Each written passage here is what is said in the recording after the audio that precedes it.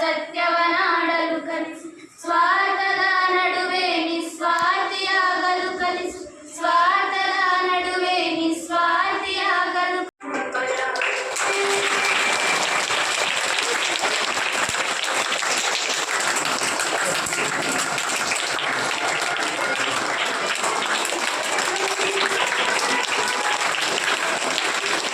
ಕಾರ್ಯಕ್ರಮ ಯಕ್ಷಗಾನ ಕಾರ್ಯಕ್ರಮದಲ್ಲಿದ್ದಾರೆ ವೃಂದ.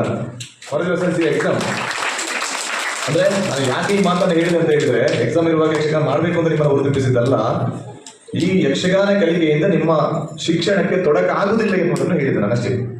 ಆದ ಕಾರಣ